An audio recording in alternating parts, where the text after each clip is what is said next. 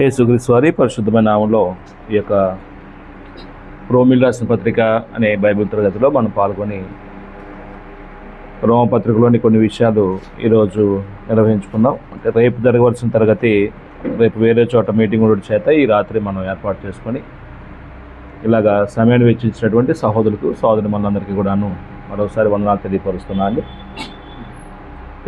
ఈ రోమపత్రిక చదువుతున్నప్పుడు ప్రధానమైనటువంటి చర్చనీయాంశం ఏంటంటే నీతిమంతుడు విశ్వాసం మూలంగా జీవించనే అంశం మీద ఈ పుస్తకాన్ని మనం 3 భాగాలుగా విభజించుకున్నాం. అయితే ఎవరి నీతిమంతులో మొదటి 7 అధ్యాయాలు 8 అధ్యాయాలు లేకుంటే ఎవరి నీతిమంతులో చెప్తాడు. ఆ నీతిమంతులుగా తీర్చబడే విషయంలో 3వ అధ్యాయంలో విశ్వాసం బట్టి దేవుడు నీతిమంతులుగా తీరుస్తాడనే విషయం చెప్పాడు. 4వ అధ్యాయంలో నీతిమంతులుగా తీర్చబడిన వానికి ఉదాహరణ అబ్రహాం జీవితాన్ని పరిచయం చేశారు. నీతిమంతులు తీర్చబడితే కలిగే ఆశీర్వాదాల గురించి మనకి 5వ అధ్యాయంలో మనం మాట్లాడుకున్నాం. 6వ అధ్యాయంలో క్రొత్త జన్మ ద్వారా ఒక వ్యక్తి పాప నుంచి విడుదల పొందుతాడు అనే విషయాన్ని మనం నేర్చుకున్నాం. 7వ అధ్యాయంలో ఉన్నాం. 7వ అధ్యాయంలో అంటే యూదులు ధర్మశాస్త్ర కింద ఉన్నప్పుడు ఒకవేళ దేవుడు కోరుకునే ఫలాలు ఆత్మసమ ఫలాలు కోరుకున్నప్పుడు ఫలించని పరిస్థితి ఉన్నప్పుడు ఫలాలు ఫలించడానికి దేవుడు ఏం చేశాడంటే క్రీస్తు దగ్గర తీసుకొని వచ్చాడు అనే విషయాన్ని చెప్పడానికి క్రైస్తవుడు ధర్మశాస్త్రం నుంచి విడుదల పొందాడనే ఒక థీమ్లో పౌలు ఈ అధ్యాయాన్ని రాసినట్టుగా మనం చూస్తూ ఉన్నామండి. అంటే ధర్మశాస్త్ర సంబంధమైనటువంటి నీతి ఒక వ్యక్తిని ఏం చేయలేకపోయిందని రక్షించలేకపోయింది అనేది 3వ అధ్యాయంలో మనం చెప్పుకుంటూ ధర్మశాస్త్రం ఎందుకు ఇచ్చాడు దేవుడు? పాపం అంటే ఏంటో తెలియపరచడానికి ఇచ్చాడు. అంటే ఇది పాపము ఇది పాపమని ఒక మనిషికి స్పష్టంగా ఎప్పుడు అర్థమైందంటే ధర్మశాస్త్రం వచ్చిన తర్వాత అర్థమైందండి. అది 7వ అధ్యాయం మనం 7వ వచనం నుంచి మనం చెప్పుకున్నాం కొన్ని వచనాలు. ఈరోజు 14 నుంచి చదువుకుందాం. రోమా పత్రిక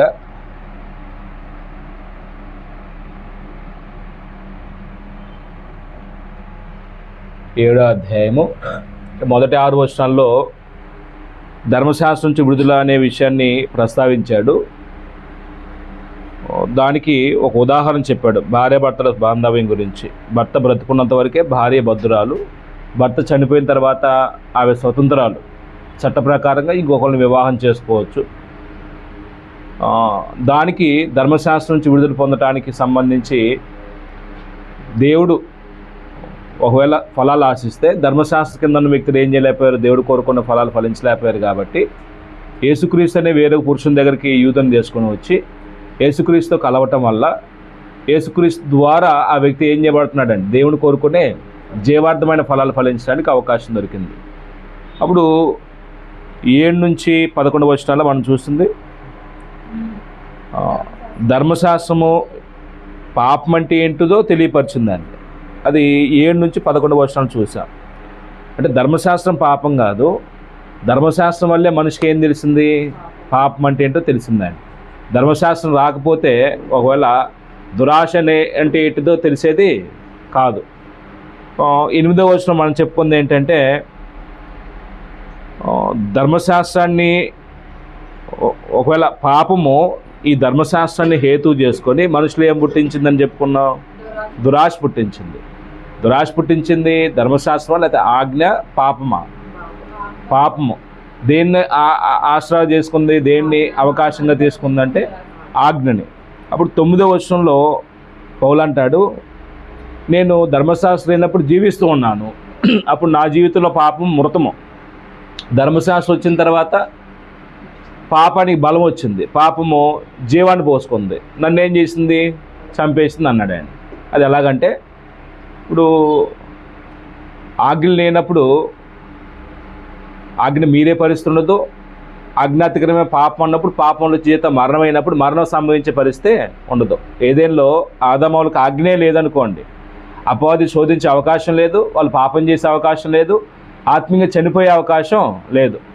ఎప్పుడు వచ్చింది, ఎప్పుడైతే దేవుడు వద్దు మీరు తినుదినం నిత్యంగా చచ్చిదరని దేవుడు ఆజ్ఞాపించాడో, ఆజ్ఞాపించిన ఆజ్ఞ వచ్చిన తర్వాత సాతాను ఏం చేశాడండి, ఆజ్ఞను ఆశ్రయం చేసుకొని ఇద్దరిని శోధించాడు. ఆ శోధించడం వల్ల ఇద్దరు పాపం చేశారు. పాపం వల్ల ఏమైపోయారు? ఆత్మీయంగా చనిపోయారు. ఆజ్ఞ లేకపోతే వాళ్ళు జీవించేవారు. ఆజ్ఞ వచ్చిన తర్వాత పాపానికి ఏమైందండి? బలం వచ్చిందండి.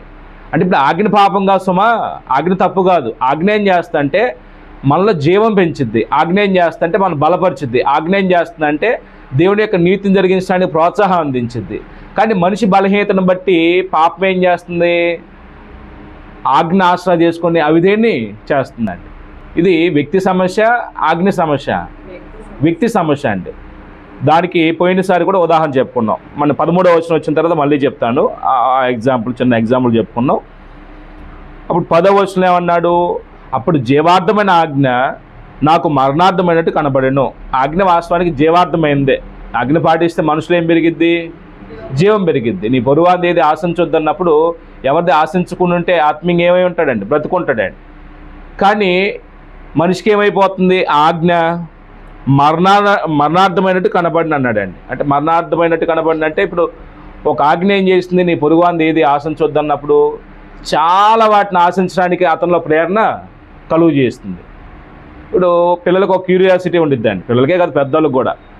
దాన్ని ముట్టుకోవద్దు, దాన్ని చూడవద్దు, అక్కడికి వెళ్ళొద్దు అంటే ఏం చేస్తారండి? మనిషి అక్కడ ఏముందో తెలుసుకోవడం కుతూహలం అండి, ఆశ పుట్టిద్దండి. కొన్ని సందర్భాల్లో మూర్ఖంగా ఏం చేస్తారంటే ఏమైందిలే చేద్దామని కొంతమంది మొండిగా వెళ్తారండి. కొంతమంది చేయటానికి కూడా సాహసం చేస్తారండి. అంటే ఇప్పుడు అసలు అదే లేకపోతే, ఆజ్ఞ లేకపోతే, చూడొద్దు అనే ఆజ్ఞ లేకపోతే అంటే అతిక్రమించే ఛాన్సే లేదు ఇక్కడ. అంటే ఆజ్ఞ ఏమో జీవార్థమైంది, కానీ మనిషికి ఏమైంది? అది మరణార్థముగా కనిపిస్తుందండి. మరణార్థమైంది మనిషికి. అప్పుడు 11వ వచనం ఏమన్నాడు? అనగా పాపము ఆజ్ఞను హేతు చేసుకుని నన్ను మోసపుచ్చి దాని చేత నన్ను చంపెను. పాపం ఏం చేసింది? ఆజ్ఞ హేతు చేసుకొని మోసపుచ్చింది. పాపం మోసపుచ్చిద్దా? ఆజ్ఞ మోసపుచ్చిద్దా? పాపమే మోసపుచ్చిద్దండి. ఆజ్ఞ నీతిగా బ్రతుకు, యథార్థంగా ఉండు, సత్యమే మాట్లాడు, నీ పొరుగువారిని ఏది ఆశించొద్దు, నీ తల్లిదండ్రులు గౌరవించు. ఆజ్ఞ ఎప్పుడు మోసం చేయదండి. అందులో మోసం ఏముందండి? నీ పొరుగువారిని ఏది ఆశించొద్దు అన్న దాంట్లో మోసం ఉందా? వ్యభిచరించొద్దన్న దాంట్లో మోసం ఉందా? మోసం లేదండి. దొంగిలించొద్దన్న దాంట్లో మోసం ఉందా? ఆజ్ఞ మోసం చేయదు. కానీ పాపం ఏం చేస్తే? ఆజ్ఞ హేతు చేసుకొని ఈ ఒక్కసారి చేసి సెటిల్ అయిపోతావు, ఈ ఒక్కసారి చేయి అంటే నీకేదో కలిసి వచ్చింది, ఈ ఒక్కసారి చేయి సుఖం వచ్చింది, ఈ ఒక్కసారి చేయి నువ్వు అభివృద్ధి చెందుతావు, ఎవరు చూడట్లేదు చేసే అని ఏం చేస్తాండి? మనుషులు భ్రమపరిచిద్దండి. అది హెబ్రీ పత్రిక 3వ అధ్యాయం చెప్పాడు. పాపం వల్ల కలుగు భ్రమచేత మీరు ఎవరినో మోసపోకుండా చూసుకోండి, మోసపోకూడదు అనే విషయాన్ని కూడా హెబ్రీ గ్రంథకర్త చెప్పాడండి. పాపం భ్రమపరిచిద్ది. అది ఇక్కడ మనం 11వ వచనం చెప్పుకున్నాం. అప్పుడు 12, 13 వచనాలు ఏం చెప్పుకున్నాం పోయిన వారం? ధర్మశాస్త్రం ఎటువంటిదో చెప్పాడండి. వాస్తవానికి ధర్మశాస్త్రం జీవార్థమైంది, ధర్మశాస్త్రం పరిశుద్ధమైంది, ధర్మశాస్త్రం నీతి కలిగింది, ధర్మశాస్త్రం ఆత్మ సంబంధమైంది. ఒక 6 పాయింట్లు చెప్పుకున్నామండి ధర్మశాస్త్రం ఎటువంటిదో. 13వ వచనం ఏం చెప్పాడండి? ఉత్తమమైంది మరణకరమైన ఉత్తమమైంది ఏంటి? ధర్మశాస్త్రం. ఇప్పుడు ధర్మశాస్త్రం మరణకరమైందా అంటే మనిషిని చంపేదా? వాస్తవానికి ధర్మశాస్త్రం మరణకరమైంది కాదు. మరి ఏది మరణకరమైంది అంటే ధర్మశాస్త్రమా శత్రువు, పాపమా శత్రువు, మనిషికి విరోధి? పాపం అండి. అందుకు 8వ వచనంలో ఉన్నటువంటి సారాంశమే 13వ వచనం కూడా ఉన్నట్టుగా చెప్పుకున్నాం. ఉత్తమమైంది నాకు మరణకరమైన అట్లా అనరాదు. అయితే పాపము ఉత్తమమైన దాని మూలంగా నాకు మరణం కలుగు చేయొచ్చు. పాపం ఏం చేస్తుందంటే అండి ఉత్తమమైంది ఏంటంటే ధర్మశాస్త్రము మూలంగా ఏం చేస్తుంది? మనిషికి మరణాన్ని కలుగు చేస్తుంది. అప్పుడు పాపముల జీతం మరణం. పాపము అధికమైన పాపం చేయిస్తుంది అంటాడండి ఇక్కడ.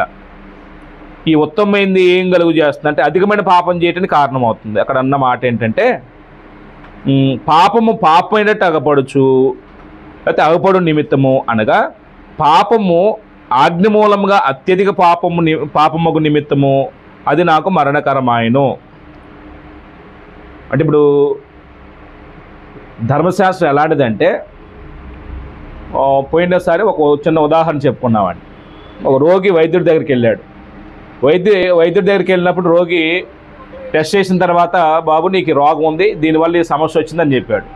ఇప్పుడు ఆ రోగానికి డాక్టర్కి సంబంధం ఏంటండి? డాక్టర్ గారిని ఏమన్నా విమర్శించడానికి అధికారం ఉందా? డాక్టర్ గారిని ఏమన్నా నిందించడానికి ఆస్కారం ఉందా? రోగం అతనికి వచ్చింది, అతను ఏదో చేయటం వల్ల రోగం వచ్చింది. ఉన్నదే డాక్టర్ గారు ఏం చేశాడండి, చెప్పాడండి. ఇప్పుడు దానికి డాక్టర్ గారు నిందించవచ్చా? లేదు.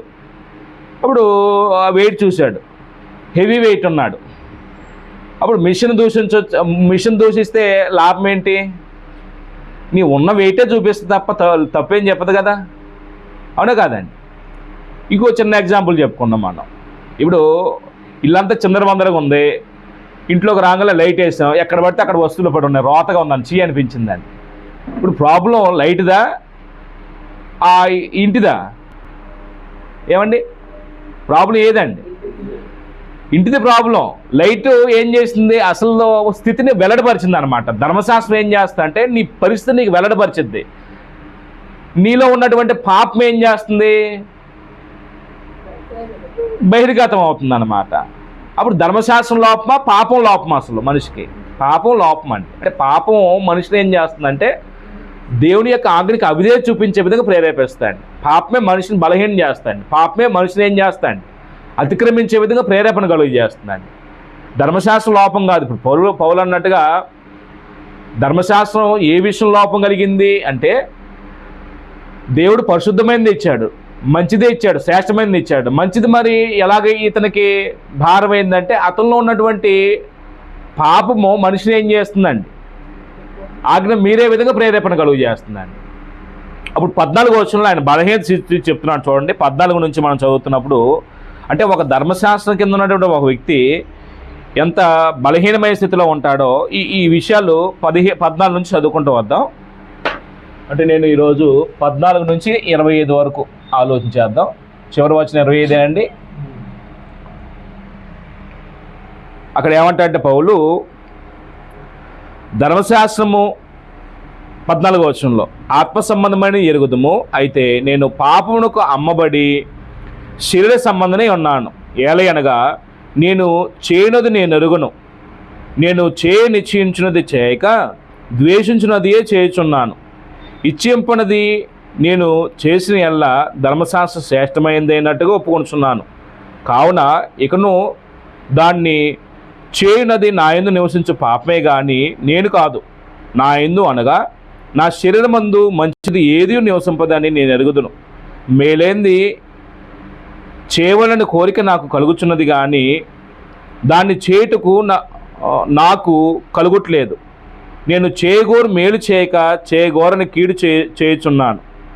నేను కోరందాన్ని చేసిన ఎల్లా దాన్ని చేయనది నా యందు నివసించే పాపమే కానీ ఇక నేను కాదు. కాబట్టి మేలు చేయగోరు నాకు కీడు చేయుట కలుగుచున్నదని ఒక నియమము నాకు కనబడుచున్నది. అప్పుడు 22వ వచనంలో అంతరంగ పురుషుని బట్టి నేను ధర్మశాస్త్రం నందు నేను ఆనందించుచున్నాను కానీ 23వ వచనంలో వేరొక నియమము నా అంతరంగంలో ఉన్నట్టు నాకు కనబడుచున్నది. అది నా మనస్సు నందున్న ధర్మశాస్త్రంతో పోరాడుచు నా అవయవములలోనున్న పాప నియమమునకు నన్ను చెరబట్టి లోపరుచుకొనుచున్నది. ఇక్కడి వరకు ఆగుదామండి. అంటే ఈ పదాలు చదువుతున్నప్పుడు మనకి అంత సింపుల్గా చదివితే ఒకసారికి అర్థమయ్యేటట్టుగా ఉండదండి, పొరుగున పడదు. ఇక్కడ ఏమంటాడు పౌలు? ధర్మశాస్త్రం ఆత్మ సంబంధమని ఎరుగుదమన్నాడండి. ధర్మశాస్త్రం అనేది ఇశ్రాయేలుకి ఇచ్చినప్పుడు ఆ చట్టం ఎలాంటిదని చెప్తున్నాడండి పౌలు? ఆత్మ సంబంధమైంది. ధర్మశాస్త్రం ఆత్మ సంబంధమైందా భౌతిక సంబంధమైందా? ఏమా? ధర్మశాస్త్రం ఆత్మ సంబంధమైందని బైబిల్ చెప్తుంటే భౌతిక సంబంధం ఎలా చెప్తాం?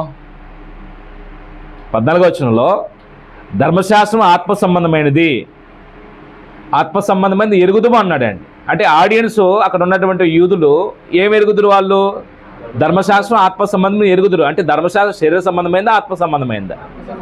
ఆత్మ సంబంధమైనది. కానీ ధర్మశాస్త్రం నెరవేర్చబడేది మాత్రం శరీర సంబంధంగా నెరవేర్చబడిద్ది అండి. బలులు శరీర సంబంధమే, సున్నతే శరీర సంబంధమే, అక్కడ పండుగలు, ఈ దినాలు ఇవన్నీ శరీర సంబంధమైనవే. అవి ఎలాగ ఆత్మ సంబంధం నెరవేర్చబడతాయండి? జంతు బలులు అర్పిస్తున్నారు. జంతు బలుల ద్వారా ఎలాగ ఆత్మ సంబంధంగా నెరవేర్చబడిద్ది? ఆ ధర్మశాస్త్రం ఎలాగ ఆత్మ సంబంధమైనది అయింది? ధర్మశాస్త్రము జంతు బలులు అర్పించమంది, అది ఎలాగ ఆత్మ సంబంధమైంది అయితే? రక్తాన్ని ప్రోక్షించడం వల్ల. వాస్తవానికి జంతు యొక్క రక్తం పాపాలు తీసివేయలేకపోయింది. అది ఎలాగ ఆత్మ సంబంధమైంది అంటే, వాస్తవానికి అక్కడ పాపం రక్తం ప్రోక్షించబడ్డప్పుడు ఆ రక్తాన్ని బట్టి దేవుడు ఏం చేస్తాడండి, మనిషి యొక్క అంతరంగంలో ఉన్న పాపాన్ని ఏం చేస్తున్నాడు, క్షమిస్తున్నాడు.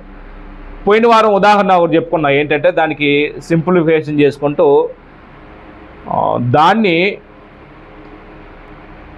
తను సజీవంగా అర్పించుకుంటే జంతు బలి అనేది ఆత్మ సంబంధంగా ఏమైపోద్దండి, నెరవేర్చబడిద్దండి. ఇప్పుడు సున్నతి ఉంది, సున్నతి భౌతిక సంబంధమైందా ఆత్మ సంబంధమైందా? భౌతిక సంబంధమైనది.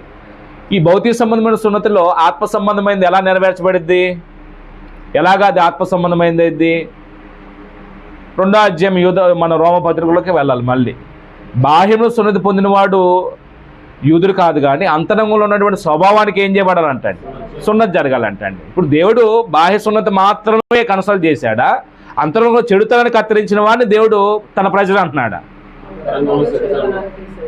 ఆచారం మాత్రం శరీర సంబంధమైందే, కానీ అక్కడ ఏ విధి నెరవేర్చబడుతుందంటే ఆత్మ సంబంధమైన నీతి నెరవేర్చబడుతుందండి. అలాగనే వారు అర్పించే ఒకవేళ పండుగల్లో అర్పించే అర్పణలు కొన్ని ఉంటాయి. ఈ అర్పణలు కూడా శరీర సంబంధంగానే అర్పిస్తూ ఉంటారు, కానీ దేవుడు వాటిని అంగీకరించినప్పుడు ఎలా అంగీకరిస్తాడా? డైరెక్ట్గా వాటిని స్వీకరిస్తాడా, అక్కడ ఆత్మీయ భావాన్ని చూస్తాడా? ఇప్పుడు మీరు దహన బలి దేవుడి చేత అంగీకరించబడటానికి అంటున్నారు, ఒక కోడినో గోరెనో ఒక మేకనో ఏదో అర్పించాడండి. బలి శరీర సంబంధంగా జరిగింది, కానీ ఆ రక్త ప్రోక్షణ దేవుడు ఎలాగ స్వీకరిస్తున్నాడండి, ఆత్మీయంగానే స్వీకరిస్తున్నాడండి. కానీ ఆ రక్తాన్ని బట్టి దేవుడు ఏం చేస్తున్నాడు, పాపాలు క్షమిస్తున్నాడు. అంటే ఇక్కడ పౌలు యొక్క వాదన ఏంటంటే, తన ఆడియన్స్ చెప్తుంది ఏంటంటే, ధర్మశాస్త్రం ఆత్మ సంబంధమైన ఎరుగుదము, ఈ ధర్మశాస్త్రం ఇచ్చినటువంటి ఆజ్ఞలు మనం ఏం చేయాలి, ఆత్మ సంబంధంగా నెరవేర్చాలి. అంటే శరీర సంబంధమైనటువంటి పద్ధతిలో నెరవేరుస్తున్నప్పటికీ అక్కడ ఏ కార్యం జరుగుతుందండి, ఆత్మ సంబంధమైన కార్యం జరుగుతుంది. ఇప్పుడు పౌలు యొక్క వాదన ఏంటంటే, అయితే నేను పాపమునకు అమ్మబడి శరీర సంబంధమే ఉన్నాను అంటే, నేను అంటున్నాడు మళ్ళీ పౌలు. అంటే పౌలు పాపానికి అమ్మబడ్డా, శరీర సంబంధం ఉన్నాడా? పౌలు యొక్క జీవితం ఎలాంటిదండి? పౌలు యొక్క ఆత్మీయ స్థితి గురించి మాట్లాడుతున్నప్పుడు ధర్మశాస్త్ర విషయంలో ఎవడైనా ఆయన మీద నింద వేయటానికి ఆస్కారం ఉన్నట్టుగా బ్రతికినట్టు ఉన్నాడా? అనిందుడు బ్రతికాడంటండి. ఆయన ఇచ్చిన స్టేట్మెంట్ పత్రికలు చదువుతున్నప్పుడు నిష్ఠగా బ్రతికినవాడండి. ఇంత వేలెత్తి ఆయన మీద చూపించడానికి అవకాశం లేకుండా తన తోటి సమకాలికులందరిలో కూడాను అనిందుడు బ్రతికిన వ్యక్తిగా సవాల్ చేశాడండి. అయితే మరి ఎందుకు ఈ మాట చెప్తున్నాడు ఆయన? 14వ వచనంలో, అయితే నేను పాపమునకు అమ్మబడి శరీర సంబంధమే ఉన్నాను అంటాడండి. శరీర సంబంధం అనే మాట కొంచెం కఠినమైన మాట. పాపానికి అమ్మబట్టం అంటే ఏంటండి? పాపానికి అమ్మబట్టం అంటే ఇంకో మాట చెప్పండి.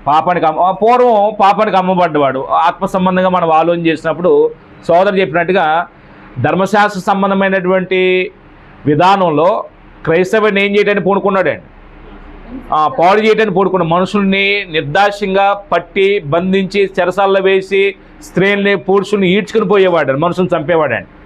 ఒకవేళ అప్పుడు పాప నియమానికి అప్పగించుకున్నాడు. క్రైస్తవ చట్టాన్ని బట్టి పోల్చినప్పుడు అతడు క్రైస్తవ చట్టంలో అతను ఏమేం చేశాడండి, అతిక్రమించాడు.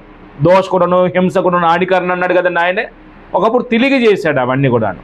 ఇక్కడ పౌలు యొక్క వాదన ఏంటంటే, నేను పాపమునికి అమ్మివేయబడుతున్నా అంటున్నాడండి. పాపం అమ్మివేయబట్టం అంటే ఏంటండి? అమ్మివేయబట్టం అంటే ఇప్పుడు మీరు ఒక వస్తువుని కొనుక్కుంటారు, అది ఎవరి వశం అయిపోద్దండి.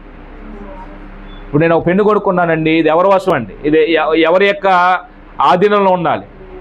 అంటే ఇక్కడ రోమా ప్రభుత్వంలో ఉన్నటువంటి విధానం వాళ్ళకి తెలుసు. అమ్మివేయబట్టం అంటే దాసుల్ని ఏం చేస్తారండి, మనుషుల్ని బానిసలుగా చేసుకుంటారండి. అమ్మివేయబడిన తర్వాత ఒక వ్యక్తి స్వాతంత్ర్యం ఉండదు, అతని యొక్క చెప్పు చేతుల్లో నడుచుకోవాలన్నమాట. పాపానికి ఒక వ్యక్తి అమ్ముడు పోయాడు అంటే అర్థం ఏంటండి?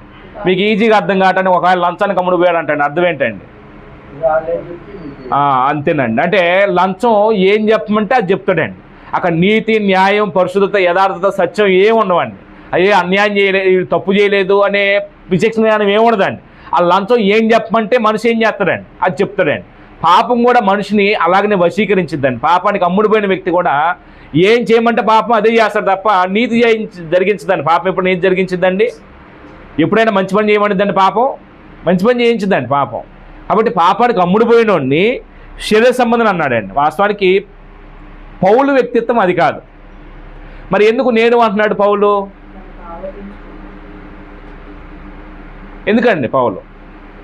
మీరు ఎప్పుడైనా ప్రసంగం చేస్తున్నప్పుడు కూడా జనరల్గా ఏదైనా ఎవరితో మాట్లాడుతున్నప్పుడు, ప్రసంగంలో వాకింగ్ చెప్తున్నప్పుడు కూడా ఎవరినో పోల్చితే తిట్టుకుంటారనే ఉద్దేశంతో ఏం చేస్తామండి? నేను నా భార్యను కొట్టేవాడిని, తిట్టేవాడిని అని అంటానండి. అప్పుడు నేను కొట్టినట్ట తిట్టినట్ట? నేను ఎంత బోధిస్తాను, ఏనాడు ప్రార్థనకు సకాలం రానని చెప్తానండి. అంటే అది నా గురించి చెప్పుకున్నట్ట? నా గురించి చెప్పుకున్నట్టు కాదండి. కానీ కూర్చున్నాడు ఆడియన్స్కి అర్థం కావాలి కాబట్టి మనం ఇంత చెప్తున్నాం, సత్యం చెప్తున్నాం. మన దగ్గర నుంచి ప్రజలు ఏం ఆశిస్తారంటే నీతిని ఆశిస్తారు. వీళ్ళు చెప్తున్నారు, ఇలా పాటిస్తారు లేదా అని ఆలోచన చేస్తారు, మనల్ని ఎప్పుడు పరిశోధిస్తారు. కాబట్టి మనం ఇలా ఉండాలనే ఉద్దేశంతో ఎవరు నిలబడ్డా ఏం చేస్తారండి? తను చెప్పుకుంటాడండి. ఎవరైనా చెప్తే ఏమంటాడండి? నా గురించి చెప్పండి అడుగుతారు. కాబట్టి బోధకుడు ఏం చేస్తారంటే, ఎవరైనా పత్రిక రాసేటప్పుడైనా ఏం చేస్తారంటే తను పరిచయం చేసి, అంటే తను ఆ ప్లేస్లో పెట్టుకుంటాడండి. అదొక, దాన్ని ఏమంటారంటే దాన్ని ఒక పదం ఉపయోగిస్తారండి. మీకు అర్థమైంది అనుకుంటున్నాను అది. అంటే ఇప్పుడు పౌలు కాదు, పౌలు యొక్క క్యారెక్టర్ అది కాదు. పాపం అమ్ముబట్టం కానీ శరీర సంబంధంగా ఉండటం కానీ పౌలు కాదు. ధర్మశాస్త్రం కింద ఉన్నటువంటి యూదుడి యొక్క బలహీన స్థితి అంటే అది. ధర్మశాస్త్రం కింద ఉన్నటువంటి యూదుడు ఎంత వేదన పొందుతూ ఉంటాడో, ధర్మశాస్త్రం కింద ఉన్నటువంటి యూదుడు ఎంత దాన్ని ఏమంటారంటే సందిగ్ధకరమైన పరిస్థితిలో ఉంటాడో, ఒక వ్యక్తి యొక్క వేదన గురించి మాట్లాడతాడు పౌలు. అప్పుడు 15వ వచనంలో ఏమంటున్నాడు? 15వ వచనంలో అంటే 14వ వచనం ఏం రాసుకోవచ్చు అండి? 14వ వచనం ఒకటి ఏం రాసుకోవచ్చు? ధర్మశాస్త్రము ఆత్మ సంబంధమైంది. 14వ వచనం ఒకటే.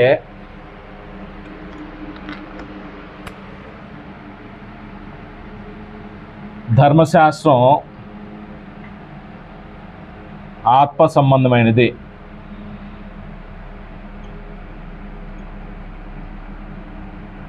అంటే ధర్మశాస్త్రం ఆత్మ సంబంధమైంది కానీ శరీర సంబంధంగా ఏం చేశారు? యూదులు నెరవేరుస్తూ వచ్చారండి. కానీ ఎవరు కూడా దాన్ని ఫుల్ఫిల్గా ఏం చేయలేకపోయారండి, నెరవేర్చలేకపోయారండి. ఆ బలులు కానీ, సున్నతి, పండుగలు, దినాల ఆచారాలు ఇవన్నీ శరీర సంబంధంగా ఉంటాయి. కానీ దేవుడు వాటిని ఎలా స్వీకరిస్తున్నాడు? ఆత్మీయభావంతో స్వీకరిస్తాడండి. అప్పుడు 15వ వచనంలో ఏమంటున్నాడంటే,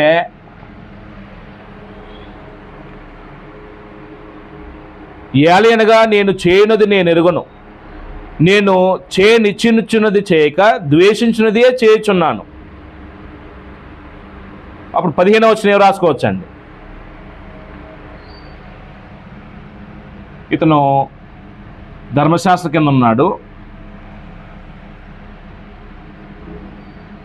చేయ నిశ్చయించున్నది, నిశ్చయించున్నది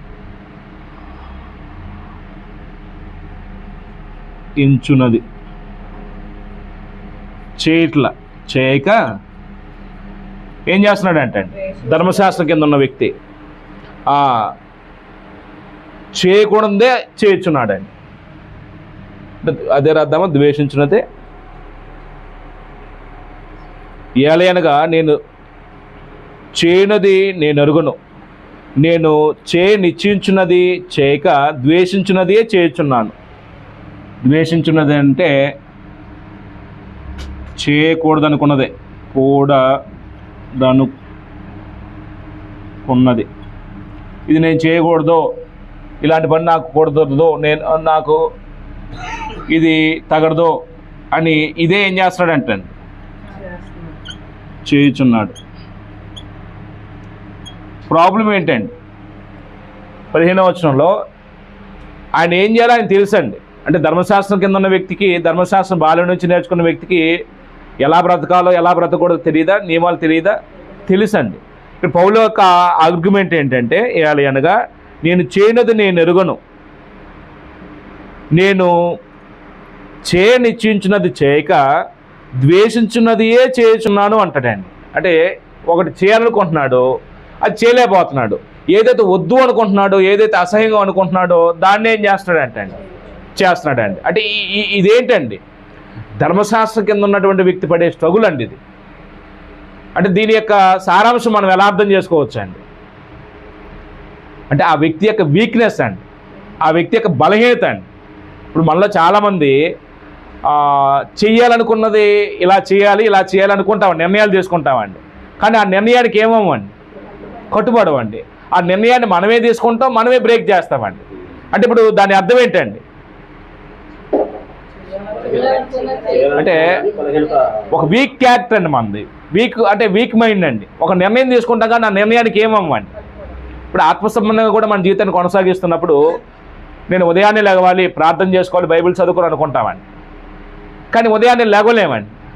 అప్పుడు ఏంటండి అది, ఇప్పుడు బైబిల్ చదువుకుంటూ ఉంటామండి, బైబిల్ చదువుతూనే ఉంటాం, అంతలో నేను ఫోన్ వైపు దృష్టి వెళ్ళిపోయిద్దండి. బైబిల్ పక్కన పెడితే ఫోన్ చూస్తామండి. అది రైటా రాంగా? అది చేయకూడదండి. బైబిల్ అంతా చదివిన తర్వాత నువ్వు చేయాలనుకున్నది చేసి అప్పుడు తర్వాత ఖాళీ టైంలో నువ్వు ఏదైనా చూడాలనుకుంటే వార్తలు కానీ ఇంకేదైనా సమాచారం తెలుసుకోవడానికి అప్పుడు ఫోన్ దగ్గరికి వెళ్ళాలండి. మన వీక్ మైండ్ ఏంటండి, బైబిల్ తీస్తాం ముందు చదవాలనుకుంటాం, ఆ ఫోన్ నోటిఫికేషన్ ఏదో వచ్చిద్దండి అంతలోనే. అప్పుడు మనం వెంటనే ఏం చేస్తామండి, ఆ నోటిఫికేషన్ ఓపెన్ చేస్తాం. ఇప్పుడు అందరితో ఆగిపోతామా, మొత్తం చూస్తామండి. ఇప్పుడు అలా చేయొచ్చా? చేయకూడదని తెలుసండి మళ్ళీ, కానీ చేయకూడదని తెలిసి కూడా మనం ఏం చేస్తామండి. ఇప్పుడు ఆరాధన మానేయొద్దనే సంగతి ఎంతమంది తెలియదండి, మానేయకూడదనే సంగతి. కానీ మానేసే వాళ్ళు ఉన్నారు లేదా? అంటే దాన్ని ఏమంటామండి అంటే స్పిరిచువాలిటీలో ఎదగలేని స్థితిలో ఉన్నటువంటి వ్యక్తుల యొక్క బలహీనత అండి అదంతా కూడా. అంటే ఇక్కడ యూదుల పరిస్థితి కూడా ఏంటంటే దేవుడు శ్రేష్టమైన దాన్ని ఇచ్చాడు, ఆత్మ సంబంధమైనటువంటి నియమాలు ఇచ్చి దాని శరీర సంబంధంగా మీరు నెరవేర్చడానికి కొన్ని ఆచార సాంప్రదాయాలు ఇచ్చాడు దేవుడు. నైతిక విలువలతో కూడా చట్టం ఇచ్చిన తర్వాత దాన్ని ఏం చేశారు వీళ్ళు, పూర్తిగా నిర్వీర్యం చేయడానికి ప్రయత్నం చేశారు. కారణం ఏంటంటే వాళ్ళు బలహీనతను బట్టి కానీ, వాళ్ళ అవిధేయతను బట్టి కానీ, లేకపోతే పాపాన్ని చోటు ఇవ్వడాన్ని బట్టి కానీ ఈ ధర్మశాస్త్రం నిర్వీర్యం చేశారు. చేయాలనుకున్నటువంటి మంచి చేయలేక చేయొద్దనుకున్నటువంటి కీడే ఏం చేస్తున్నారండి. కాబట్టి ఒకవేళ ఇది క్రైస్తవులు మనకు అప్లై చేసుకుంటే ఒకవేళ ఆత్మీయంగా బలహీనమైన వ్యక్తుల్లో కూడా మనం చేయాలనుకున్నవి చేయమండి, వద్దు అనుకున్నవి ఏం చేస్తాం, డైలీ చేస్తామండి. అంటే ఒకవేళ మనం స్పిరిచువాలిటీలో కొంచెం ఎదుగుతూ ఉంటే మన స్థాయిని బట్టి మనం ఏం చేస్తామంటే వాటిని అధిగమిస్తామండి.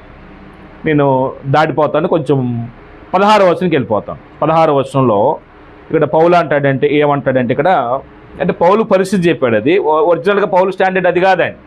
పౌలు చేయాలనుకున్నది చేస్తాడా, చేయకూడదు అనుకున్నది చేస్తాడా? పౌలు నిర్ణయం తీసుకుంటే మాండండి, చంపినా సరే పౌలు వదిలిపెట్టండి. ఇప్పుడు ఎక్కడండి పౌలు 3వ సువార్త ప్రయాణంలో ఎఫెసీ సంఘ పెద్దలతో మాట్లాడుతున్నప్పుడు పెద్దలందరూ అక్కడ ఉన్న వాళ్ళందరూ బతిలాడతారండి. అంటే పరిశుద్ధాత్మ చెప్తాడు, నువ్వు యెరూషలేము వెళ్తావు, బంధించబడతావు, చంపివేయబడతావు అని చెప్తాడండి. పౌలు ఏమంటాడండి, అవసరమైతే ప్రభు కొరకు సువార్త కొరకు ప్రాణమైన పెడతాను కానీ నేను మాత్రం ఆగిపోను అంటాడండి. అంటే ఇప్పుడు ఆయన ఏదైనా చేయాలనుకున్నప్పుడు మనలాగా పరిస్థితులు బాగలేదు, ఇప్పుడు వద్దులే, తర్వాత చేద్దాంలే, ఎప్పుడు సహకరించట్లేదు ఎవరో, అందరూ సహకరించినప్పుడు మనం చేద్దాం, ఇది విశ్వాస సంబంధమైన జీవితంలో కొంచెం అభివృద్ధి చెందిన మనస్తత్వం కాదండి, బలహీన మనస్తత్వం అండి. అంటే పౌలు చాలా హై స్థాయి కలిగిన వాడండి. మరి ఆయన ఎందుకు పోల్చుకుంటున్నాడంటే ఎవరిని పోల్చినా కూడా మనుషులు ఎలా ఉండిద్దంటే వ్యతిరేకిస్తారు. కాబట్టి తాను యూదులు అంటే వాస్తవానికి ధర్మశాస్త్ర కింద నుండి యూదు యొక్క పరిస్థితి ఏంటో చెప్పడానికి తను ఏం చేస్తున్నాడండి, ఆ క్యారెక్టర్గా పరిచయం చేస్తూ వస్తున్నాడండి. ఇప్పుడు 16వ వచనం అన్న మాట ఏంటంటే ఇచ్చేంపది నేను చేసిన యెడల ధర్మశాస్త్రము శ్రేష్టమైనట్టు ఒప్పుకొనుచున్నాను. ఇచ్చింపనదంటే కోరుకున్నది, అనుకున్నది. నేను చేసిన యెడల ధర్మశాస్త్రం ఎలాంటిదని ఒప్పుకుంటాడంటండి, శ్రేష్టమైనదని ఒప్పుకొనుచున్నాను. కావున ఇకను దాన్ని చేయున్నది నా యందు నివసించే పాపమే కానీ నేను కాదు. ఇప్పుడు పౌలు సమర్థించుకుంటున్నాడా? ఈ మాట ఏమో సమర్థించుకున్నట్టుగా కనబడుతుందండి.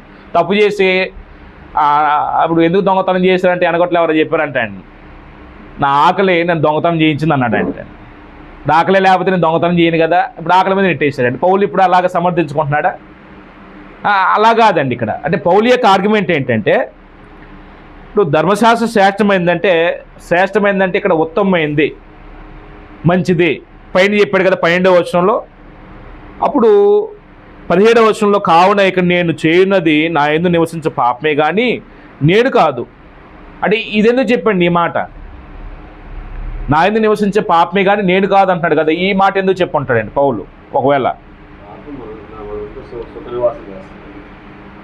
అంటే పాపం యొక్క ప్రభావం కింద ఉన్న వ్యక్తి ఎంత బలహీనుడో, చెయ్యాలనుకున్నటువంటి మంచి చేయటానికి కూడా మనసు కొన్ని సందర్భాల్లో ఎలాగ ఆంక్షలు విధించబడి ఎలాగ బందీకాణంలో వద్దు అనుకుందే చేస్తాడో నిస్సహాయ స్థితిని చెప్తున్నాడు పౌలు. అంటే ఆ పాపం ఏం చేస్తుంది? మనిషిని బలహీనం చేసేస్తుంది. వద్దు అనుకున్నది ఏం చేస్తున్నాడండి?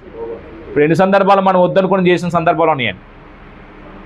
చాలా సందర్భాలు మనం పరిస్థితులను బట్టి రాజీ పడిపోయాం కదండి, పడిపోయామండి పాపంలో.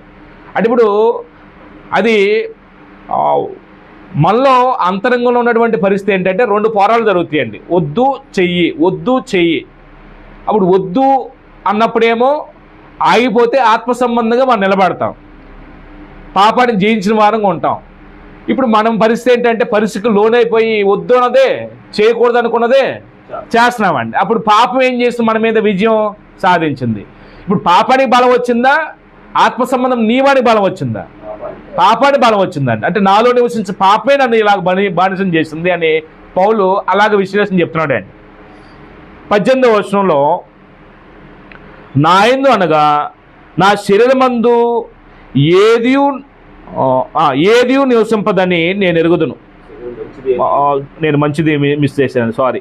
నా శరీరమందు అనగా 18వ వచనం నా యందు అనగా నా శరీరమందు మంచిది ఏది నివసింపదని నేను ఎరుగుదును. అంటే మళ్ళీ ఎక్కడికి వచ్చాడండి? తన దగ్గరకు వచ్చాడండి. ఇప్పుడు ఈ శరీరంలో మంచిది ఏది లేదంటే శరీరం ఏం చేసింది? శరీరం మట్టి ఘటమే. కానీ శరీరం లోపల ఉన్నటువంటి అందరికి పురుషుల్లో మనసును చూడండి, మంచి మనసు, చెడ్డ మనసు, ఆత్మ సంబంధమైన ఆలోచనలు, శరీర సంబంధమైన ఆలోచనలు. ఈ శరీర సంబంధమైనటువంటి మనసు ఏం చేస్తే మనిషిని పాపం చేసే విధంగా బలహీనం చేస్తాడు. దాన్ని ప్రాచీన స్వభావం అంటాడు. మన అంతరంగ పురుషుల్లో ప్రాచీన స్వభావం ఉంటుంది. బాప్తిసం పొందిన తర్వాత నవీన స్వభావంలో మనం ఎదగాలి. ప్రాచీన స్వభావం మనిషిని ఏం చేస్తాండి? వెనక్కి లాగుతూ ఉండిద్దండి. పౌలు ఏమంటాడంటే నా యందు అనగా నా శరీరమందు మంచిది ఏది నివసింపదని నేను ఎరుగుదును, మేలేంది చేయవలని కోరిక నాకు కలుగుచున్నది కానీ దాన్ని చేయుటకు నాకు కలుగట్లేదు. అంటే పాపం ఏం చేస్తుంది? మనిషిని చాలా బలహీనం చేసేసింది. చేయవద్దు అనుకున్న దాన్ని చేసే విధంగా మనిషి తొందర పెడుతూ ఉంది. అంటే ఇదంతా ధర్మశాస్త్రం కింద ఉన్నటువంటి వ్యక్తి యొక్క నిస్సహాయ స్థితిని తెలియపరుస్తున్నాడే. ధర్మశాస్త్రం మనిషిని ఎంత బలహీనం చేసిందో, ధర్మశాస్త్రం రావటం వల్ల మనిషి ఎంత బలహీన అయిపోయాడో పాపం చేయించే విషయంలో. ధర్మశాస్త్రం ఏం చెప్తుందంటే ఇలా జీవించమని చెప్తుంది. పాపం ఏం చేస్తుంది? మనుషులు భ్రమపరుస్తుంది, మోసం చేస్తుంది. ఈ భ్రమలో పడిపోయాడు, పాపం చేశాడు. ధర్మశాస్త్రం ఏం చేస్తుంది? మనిషిని శిక్షిస్తుందండి. ఈ శిక్షా ఫలం ఏంటి చేస్తుందంటే మరణించిన స్థితికి వెళ్ళిపోతున్నాడు మనిషి. అందుకు 18వ వచనంలో ఆయన చేయాలనుకున్న దాని విషయంలో చేయలేక వద్దు అనుకున్న దాన్ని ఏం చేస్తున్నాడంటే అండి చేస్తూ ఉన్నాడు. 18వ వచనం నా యందు అనగా నా శరీరం అందు మంచిది ఏది నివసింపదని నేను ఎరుగుదును, మేలేంది చేయవలని కోరిక నాకు కలుగుచున్నది కానీ దాన్ని చేయుటకు నాకు కలుగుట్లేదు. నేను చేయగోరు మేలు చేయక చేయగోరని కీడే చేయుచున్నాను. నేను కోరందాన్ని చేసిన ఎల్లా దాన్ని చేయనది నా యందు నివసించే పాపమే కానీ ఇక నేను కాదు. కాబట్టి 21వ వచనంలో కాబట్టి మేలు చేయగోరు నాకు కీడు చేయట కలుగుచున్నదను ఒక నియమము నాకు కనబడుచున్నది. ఆయన అంతరంగంలో ఏముందంటే అండి మేలు చేయి కీడు చేయి రెండు ఉంటాయండి మన అంతరంగంలో. అప్పుడు ఎక్కువ దేన్ని ప్రభావితం అవుతున్నాడు మనిషి? మంచికి ప్రభావితం అవుతున్నాడా, కీడుకు అంటే చెడుకు ప్రభావితం అవుతున్నాడా? చెడుకు ప్రభావితం అవుతున్నాడు. మన గల్తీ పత్రికలో 5వ అధ్యాయం అదే చెప్తాడండి. శరీరము ఆత్మ రెండు ఒకదానికొకటి నిత్యం ఏమవుతూ ఉంటాయి అంటండి, ఒకదానికొకటి పోరాడుతూ ఉంటాయి అంటాడండి. ఇప్పుడు శరీరం పోరాడిద్దా, శరీర మనసు పోరాడిద్దా? శరీర మనసు పోరాడిద్దండి. ఆత్మ శరీర మనసు ఉండిద్ది, అంటే అంతరంగంలో ఆత్మలో ఆత్మసమ మనసు ఉండిద్దండి. రెండింటి మధ్య మనిషి ఏమవుతాడంటే ఇరుగురు మాట్లాడండి. ఇప్పుడు ధర్మశాస్త్ర కింద ఉన్న వ్యక్తి యొక్క పరిస్థితి ఏంటంటే తాను ఏదైతే వద్దు అనుకుంటున్నాడో, ఏదైతే చేయకూడదు అనుకుంటున్నాడో అదే చేసే విధంగా ఏమవుతుంది? పాపము మనిషిని బలహీనం చేసి అగ్నికి అవిధేయత చూపించి శిక్షా విధి కలగటానికి మనిషిని ఏం చేస్తుందండి? నాశనానికి నడిపిస్తుందండి. ఈ నాశనం నడిపించే ధర్మశాస్త్రం కాదు, కానీ పాపం మనిషిని ఏం చేస్తుంది? అవిధేయత చూపించే విధంగా ప్రేరేపణ కలుగు చేస్తుంది. 22వ వచనంలో అన్న మాట ఏంటంటే, అంతరంగ పురుషుని బట్టి నేను ధర్మశాస్త్రం నందు నేను ఆనందించుచున్నాను, కానీ వేరొక నియమము, అంటే ఒకవేళ అంతరంగ పురుషుని బట్టి అంటే ఆత్మ ఒకవేళ ధర్మశాస్త్ర సంబంధమైన నియమాలు పాటిస్తే ఆనందించిద్దండి. కానీ పౌల్లో అంతరంగంలో ఏముంది? వేరొక నియమం ఉంది, ధర్మశాస్త్రానికి వేరుగా చేయడానికి ప్రేరేపణ కలుగు చేస్తుంది. ఏ నియమం అంటే పాప నియమం. ఆ పాప మరణ నియమం అనేది 8వ అధ్యాయం చెప్తాడండి. పాప మరణ నియమం నుంచి దేవుడు ఏం చేశాడంటే క్రీస్తు ద్వారా విడుదల కలుగు చేశాడు. మనం 8వ అధ్యాయం చెప్పుకున్నప్పుడు కొంచెం వివరంగా మనకు అర్థమవ్వచ్చేమో.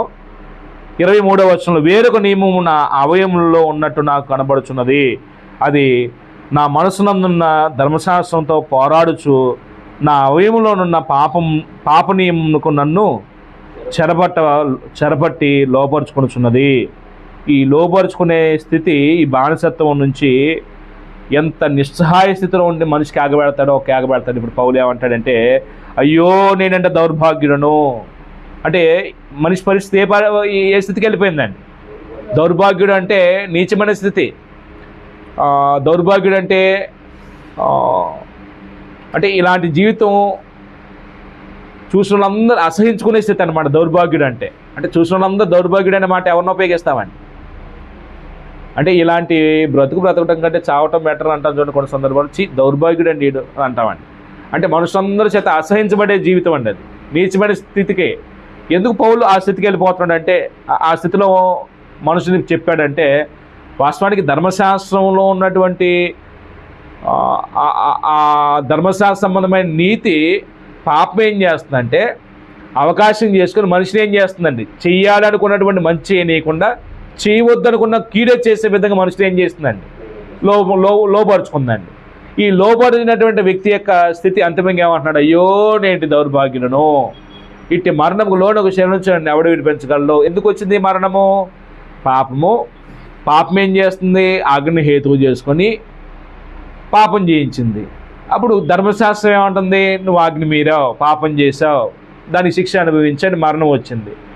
ఈ మరణించే స్థితిలో ఉన్నటువంటి మనిషి యొక్క కేక ఏంటి? అయ్యో నేను ఎట్టి దౌర్భాగ్యులను, ఇట్టి మరణముకు లోనకు శరణించి నన్ను ఎవడు విడిపించగలను అంటాడండి. ఇప్పుడు ఎక్కడికి వచ్చాడండి? ఏది విడిపించిన అంటలేదండి, ఎవరనే మాట వ్యక్తి దగ్గరికి వచ్చాడండి. అంటే ఈ వ్యక్తి విడుదల పొందినటువంటి సందర్భం దమస్కా ప్రాంతానికి వెళ్ళాలండి. మళ్ళీ మనం యూదులు దమస్కా ప్రాంతంలో ఉన్నటువంటి పౌల్ని ఏం చేశారండి? యూదులైనటువంటి పౌల్ని ప్రభు యొక్క ప్రత్యక్షత వల్ల ఆ ధర్మశాస్త్ర సంబంధమైన చట్టం నుంచి ఆ నిస్సహాయ స్థితిలో ఉన్న మనిషి ఈ పాపబంధకాల చేత వశీకరించబడ్డటువంటి ఒక వ్యక్తిని ధర్మశాస్త్ర సంబంధమైన నీతి రక్షించదు కాబట్టి క్రీస్తు ఏం చేశాడండి? ఆయన్ని ఒక ప్రత్యేకమైన పిలుపు ద్వారా పిలుచుకొని ఆయనకు ఒక పని అప్పచెప్పి ఆయన రక్షించబడటానికి ఒక మార్గం తెరిచాడండి. అందుకు ఇప్పుడు ప్రభు దగ్గరికి వచ్చాయండి పౌలు. ఇట్టి మరణంకు లోనకు శరణించునండి ఎవడు విడిపించును? మన ప్రభు అయిన యేసుక్రీస్తు ద్వారా దేవునికి కృతజ్ఞతాస్తుతులు చెల్లించుచున్నాను. కాగా మనసు విషయంలో నేను దైవ నియమముకును, శరీర విషయంలో పాప నియమముకును దాసుడై ఉన్నాను.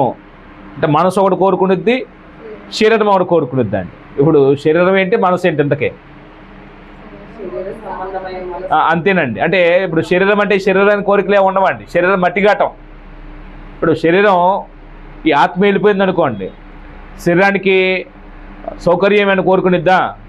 మంచి బట్టలు వేసుకోవాలి, మంచి ఇంట్లో నివసించాలి, మంచి సౌకర్యాలు ఉండాలని దేహమే కోరుకునిద్దా? కానీ ఎప్పుడు కోరుకునిద్దండి దేహం? మనిషిలో ఆత్మ ఉంటే, అంటే ఈ దేహంలో ఆత్మ ఉంటే, ఆత్మలో మనసు, హృదయము, మనస్సాక్షి ఇవి అంతరంగంలో ఉన్నటువంటి భాగాలు కాబట్టి మనసు కోరుకునిద్దండి. శరీరంలో ఉన్నటువంటి ఆత్మ మనసు కోరుకునిద్ది. మంచి కోరికలు వస్తాయి మనసులో, చెడ్డ కోరికలు వస్తాయండి. ఇప్పుడు పౌలు యొక్క అంతరంగంలో ఉన్నటువంటి స్థితి ఏంటంటే, ప్రభువైన యేసుక్రీస్తు వారు దేవుని కృతజ్ఞతాస్తుతులు చెల్లించున్నాను. ఎందుకు? ఇట్టి మరణకు లోనకు శరణించి నన్ను విడుదల చేసినందుకు ప్రభువైన క్రీస్తునకు, లేకపోతే ప్రభు అయినటువంటి క్రీస్తు వారు దేవుడికి ఏం తెలియపరుస్తున్నాడు? కృతజ్ఞతాస్తుతులు తెలియపరుస్తున్నాడు అండి. అప్పుడు చివరిగా చెప్పిన మాట ఏంటంటే, మనసు విషయంలో నేను దైవ నియమమునకును శరీర విషయంలో పాప నియమముకును దాసునై ఉంటుంది. అంటే ఇప్పుడు ఎలాగ దాసునై ఉంటాడు ఒక వ్యక్తి? ఎలా దాసునై ఉంటాడండి? శరీరం ఏం కోరుకునిద్దండి? శరీరం ఏం కోరుకునిద్దండి? ఎప్పుడు కూడా శరీర మనసు ఏం కోరుకునిద్దండి? భోగేచ్చలు కోరుకునిద్దండి. పాప నియమాలని జరిగించడానికి శరీర మనసు ప్రేరేపణ కలుగు చేస్తుండిద్దండి. అది దేవుని విషయంలోనైతే నీతి, న్యాయం, యథార్థత ఇలాంటి ఆత్మ సంబంధమైనటువంటి ఫలాలు ఫలించడానికి నీతి కోరుకునిద్దండి. అంటే ఇక్కడ అంతరంగంలో ఉన్నటువంటి స్థితి మనుషుల్లో శోధించబడుతున్నప్పుడు మనం కొన్ని సందర్భాల్లో చెయ్యాలి, ఇది చేయకూడదు, చెయ్యాలి, చేయకూడదు అని రెండింటి మధ్య మనం ఇరుకుని పడతామండి. మనం శరీర మనసు కలిగిన వాడైతేనేమో ఆ కార్యాలు చేయడానికి పూనుకొల్పడతాడు. ఆత్మ సంబంధమైన మనసు కలిగిన వాడైతేనేమో దానికి దూరంగా ఉండడానికి ప్రయత్నం చేస్తాడండి. అంటే ఈ వచనాన్ని 8వ అధ్యాయాన్ని కనెక్షన్ పెట్టి చదువుకోవాలండి. 8వ అధ్యాయంలో కొంత డెప్త్గా వివరణ చెప్పాడు. ఆత్మ మనసు గురించి, శరీర మనసు గురించి. మనం దేనికి లోబడతాం దానికి సంబంధం అంటాడు 8వ అధ్యాయంలో. అంటే ఆ 7వ అధ్యాయం చివరి వచనాన్ని 8వ అధ్యాయంలో ఉన్నటువంటి 5 నుంచి చదువుతున్న మాటల్ని మనం కనెక్షన్ పెట్టి చదివితే ఈ పేర అర్థం అవ్వచ్చు అండి. అంటే ఇప్పుడు 7వ అధ్యాయం చివరికి వచ్చేసరికి పౌలు యొక్క ఆర్గ్యుమెంట్ ఏంటంటే, ధర్మశాస్త్రం కింద ఉన్నటువంటి వ్యక్తి ఎన్ని స్ట్రగుల్ పడుతున్నాడు. చెయ్యాలనుకున్న మేలు చేయడానికి ప్రయత్నం చేస్తున్నాడా? మేలు చేస్తున్నాడా? చెయ్యొద్దు అనుకున్న కీడే చేస్తున్నాడా? చెయ్యొద్దన్న కీడే చేస్తున్నాడండి. అంటే నియమం తెలుసు, కానీ ఆ నియమాన్ని మీరే విధంగా పాపం ఏం చేస్తుంది? ఆజ్ఞని హేతు చేసుకొని మనిషిని అవిధేయత అయ్యే విధంగా ప్రేరేపణ కలుగు చేస్తుందండి. ఇప్పుడు అవిధేయత వల్ల వచ్చినటువంటి పరిస్థితి ఏంటంటే శిక్ష వస్తుందండి, చచ్చిపోతున్నాడండి. ఆ చచ్చిన స్థితిలో ఉన్న మనిషి ఏం పెడుతున్నా కేక పెడుతున్నాడు, అయ్యో ఇటు దౌర్భాగ్యను, ఇటు మరణం లోనకు చెర నుంచి నన్ను ఎవరు విడిపించగలరు? ఎవరు విడుదల చేస్తారు? ఏ నియమం విడుదల చేస్తుంది అంటే లోకంలో ఏ పద్ధతి లేదు. క్రీస్తు యేసునందు విశ్వాసం ఉంచడం వల్ల ఒక మనిషి ఏం చేయబడుతున్నాడు? ఆ మరణకరమైన స్థితిలో ఉన్నటువంటి స్థితి నుంచి, ఆ బానిసత్వం నుంచి మనం ఏదైతే చేయలేకపోతున్నామో, ఏదైతే వద్దు అనుకుంటున్నామో చేసే విధంగా యేసు మనల్ని ఏం చేస్తాడు? స్వతంత్రం చేస్తాడండి. క్రీస్తునందు దేవుడు మనకి ఏమనుగ్రహిస్తున్నాడంటే స్వాతంత్రాన్ని అనుగ్రహిస్తున్నాడండి. పాపం నుంచి మనకు విడుదల కలిగజేసి ఆ పాప దాసుడి గురించి మనిషికి ఏం చేస్తున్నాడండి? విడుదల చేస్తున్నాడండి. అంటే క్రైస్తవుడికి పాపం నుంచి విడుదల పొందుతున్న తర్వాత పాప మాత్రం మీద ఏం చేయదండి, ఇప్పుడు పెత్తనం చేయదండి. అందుకే రోమపత్రిక 8వ అధ్యాయం చెప్పిన మాట, మొట్టమొదటి మాట ఏంటంటే, క్రీస్తు యేసునందున్న వాడికి ఏ శిక్షా విధియు లేదు. నువ్వు క్రీస్తు యేసునందు అనే స్థితిలోకి వస్తే శిక్షా విధి అనేది నీ నుంచి ఏం చేయబడుద్దండి? తప్పించబడుద్ది. మరి ధర్మశాస్త్రం కింద ఉంటే ఆ పాప నియమం ఏం చేస్తుందంటే ధర్మశాస్త్రాన్ని కారణం చేసుకొని అవిధేయుడిగా అయ్యే విధంగా ప్రేరేపణ కలుగు చేస్తుందండి. ఇప్పుడు మనిషి బలహీనత తప్ప ధర్మశాస్త్రం బలహీనత కాదండి. అది నువ్వు అద్దం ముందు నిలబడ్డప్పుడు నీ రూపమే చూపించింది, నీలో మచ్చలు చూపించింది. అర్థం కాదు అక్కడ సమస్య. ధర్మశాస్త్రం కూడా వాక్యం కూడా అర్థమైతే నువ్వు అద్దం ముందు నిలబడ్డప్పుడు నీలో ఉన్న ప్రతి లోపం చూపించినప్పుడు నా మొక్క ఎంత వికారంగా ఉంది ఏంటి, ఇక్కడ మచ్చలు ఉన్నాయండి, అక్కడ మచ్చలు ఏంటి, అసహించుకుంటే లోపం అద్దందా నీ మొఖందా? మనలో పెట్టుకొని ధర్మశాస్త్రం ఏం చేయకూడదు, లేకపోతే అద్దాన్ని ఏం చేయకూడదు? నిందించకూడదండి. అంటే వ్యక్తి బలహీనతను బట్టి ధర్మశాస్త్రం ఏమైపోయిందంటే బలహీనమైపోయిందని, అంతే తప్ప దేవుడు బలహీనమైన దాన్ని నిష్పయమైనటువంటి చట్టాన్ని ఇవ్వలేదండి. ధర్మశాస్త్రం లోపం లేనిదే, కానీ మనుషుల చర్యలను బట్టి అదేమైపోయిందండి? లోపం అయిపోయింది. ధర్మశాస్త్రం ఎవడు కూడా ఆచరించిన బద్ధుడుగా ఉండలేడండి. ఎందుకంటే అక్కడ ఉన్నటువంటి ప్రతి ఆజ్ఞ ఏ చిన్న దాంట్లో మీరినా సరే ధర్మశాస్త్రం ఏం చేస్తుందండి? కృప చూపిస్తుందా? క్షమించబడటానికి శిక్ష విధించమంటుందా ధర్మశాస్త్రం? శిక్ష విధించమన్నప్పుడు మరి మనిషి మార్పు ఎలా వస్తుంది ఇంకా? కానీ క్రీస్తు ద్వారా మనకేం కలిగిందండి? కృప వచ్చిందండి. కృప ఏం చేస్తుంది? నువ్వు ఎన్ని పాపాలను చేయొచ్చు ఇక్కడికి వచ్చిన తర్వాత. అబద్ధాలు ఆడవచ్చు, మోసం చేయొచ్చు, అన్యాయం చేయొచ్చు, త్రాగొచ్చు, తిరగొచ్చు, ఎన్నేం చేయొచ్చు. కృప ఏం చేస్తుందండి? బతినాడుతుందండి. మార్చుకోమని అనేక సందర్భాల్లో దేవుడు వాక్యం ద్వారా మనం ఏం చేసి ఉంటాడండి? బతినాడుకొని ఉంటాడండి. కృప మార్చుకోమని అవకాశం ఇస్తుంది. ధర్మశాస్త్రం అయితే ఏం చేస్తుందండి? కొంటేసేది, చచ్చేవాడు ఎవరు దెబ్బకి. ధర్మశాస్త్రం అంత కఠినమైంది కాబట్టి మోయలేని భారం మనమైన మన పితలైన మోయలేని భారాన్ని అన్యుల మీద ఎందుకు మోపుతారని పేతురు అంటాడండి. సున్నతి గురించి వివాదం వచ్చినప్పుడు అది మోయలేని భారం అండి. ఆ భారాన్ని ఏం చేశాడు దేవుడు? యేసు ప్రభు ద్వారా తీసేసాడండి. ఆత్మ నియమాలు ఇచ్చాడండి. అంటే ఇక్కడ ఆత్మ సంబంధమైనటువంటిది అయినా సరే అక్కడ విధులు ఏంటంటే శరీర సంబంధంగా విధులు నిర్వర్తించాలి. కొత్త నిబంధన చట్టం వచ్చిన తర్వాత యేసుప్రభు ద్వారా నియమాలు ఆత్మ సంబంధమైనవే, నెరవేర్చడం కూడా ఆత్మ సంబంధమైనది. ఇక శరీర సంబంధం ఉండదండి. అంటే 7వ అధ్యాయం మొత్తం కూడా చాలా కొంచెం కాంప్లికేటెడ్ కూడా ఉంటుంది. మనం మొదటిసారి విన్నాం కాబట్టి మీరు అర్థమైనా అర్థం కాకపోయినా ఇబ్బంది పడిన అవసరం లేదండి. మీరు 1-10 సార్లు చదవండి. అక్కడ ఉన్న థీమ్ అంతా ఏంటంటే ధర్మశాస్త్రం కింద ఉన్నటువంటి యూదులు దేవుడు కోరుకున్న ఫలాలు ఫలించలేడు కాబట్టి దేవుడు ఏం చేస్తున్నాడు, నువ్వు ధర్మశాస్త్ర సంబంధమైన విషయంలో చచ్చిపోతే ఫలాలు ఫలించడానికి దేవుడు ఎక్కడ తీసుకొస్తున్నాడు, క్రీస్తు అని ఇంకో పురుషుని దగ్గర తీసుకొస్తున్నాడు. ఎందుకు వచ్చాను నేను క్రీస్తు దగ్గర కంటే, క్రీస్తు జీవం కలిగిన వాడు కాబట్టి జీవార్థమైన ఫలాలు ఫలించడానికి క్రీస్తులోకి వచ్చాను. ఏంటి ఆ ఫలాలు? నీతి, న్యాయమైన ఫలాలు. ధర్మశాస్త్రం ఏం చేయలేకపోయింది, ఆ ఫలాలు తీసుకురాలేకపోయింది. అందుకు ఒక ఉదాహరణ చెప్పాడు. ఓ పురుషుడు స్త్రీ భార్యాభర్తలుగా దాంపత్య జీవితం ప్రారంభించినప్పుడు భర్త బ్రతుకున్నంత వరకే భార్య భద్రురాలు, భర్త చచ్చిపోతే ఈవిడ స్వతంత్రాలు. ఇంకో పురుషుని ఏం చేయొచ్చు, చట్ట ప్రకారం వివాహం చేసుకోవచ్చు, పిల్లలు కనవచ్చు. భర్త బ్రతుకుంటే ఇంకో పురుషుని చేస్తే మాత్రం వ్యభిచారం. ధర్మశాస్త్రం అంతకాలం యేసు దగ్గరకు వచ్చే అవకాశం లేదు. ధర్మశాస్త్రం విషయంలో ఈ యూదుడు చచ్చిపోతే అప్పుడు ఏం చేయొచ్చు, క్రీస్తు అని ఇంకో పురుషుని దగ్గర చేరొచ్చు. ఆయనతో జట్టు కడితే ఆయనలో ఉన్న జీవం నిన్నేం చేస్తాడంటే జీవంలోనికి నడిపించి జీవంలో దేవుడు కోరుకున్న ఫలాలు ఉత్పత్తి చేస్తాడు. అంటే ధర్మశాస్త్ర కింద ఉన్నటువంటి స్ట్రగుల్ అన్నీని కాదండి. పౌలు పడ్డవాడు కాబట్టి యూదులకి ఏం చేస్తున్నాడు ఆ విషయాన్ని చెప్తున్నాడండి. అదే మన ధర్మశాస్త్రం విషయంలో మనకు అంత అవగాహన ఉండదు కాబట్టి, ధర్మశాస్త్రం కింద ఉన్నటువంటి ఇబ్బందులు మనకు అంత అవగాహన ఉండదు కాబట్టి ఎందుకు ఈ విషయాలన్నీ పౌలు రాశాడు అనవసరంగా అనిపించిందండి. అనవసరం కాదండి. మనం కూడా అక్కడ నీతి ఏంటంటే పాప నియమము, జీవ నియమము, అంటే మరణ నియమము, జీవ నియమము మన అంతరంగంలో ఉండిద్దండి. మన అంతరంగంలో ఎప్పుడు పోరాటం జరుగుద్దండి. మనం కూడా చాలా సందర్భాల్లో చెయ్యాలనుకున్న మంచి చేయటాన్ని పూనుకుంటున్నామా, చెయ్యొద్దనుకున్నదే చేస్తున్నామా. చెయ్యొద్దనుకున్న చేస్తున్నామంటే మనం ఏ నియమానికి లోబడుతున్నాం, పాప నియమానికి లోబడుతున్నాం. పాపం వచ్చిన జీతం మరణం. ఆత్మీయంగా మనం ఏమవుతున్నామంటే చనిపోయిన స్థితిలోకి వెళ్ళిపోయే ఛాన్సెస్ ఎక్కువ ఉంటాయండి మనలో చాలామందిలో. అంటే ఆరాధనకు వస్తాం, ప్రభువులో చేయేస్తాం, కానీ మనలో ఉన్న నియమం మనల్ని ఏది అవుతుందో మనకు తెలియకుండానే మనం ఏం చేస్తాం, సంఘంలో కొనసాగుతామండి. అది మన ఆత్మీయ అంధత్వం అండి. అందరికీ వందనాలండి.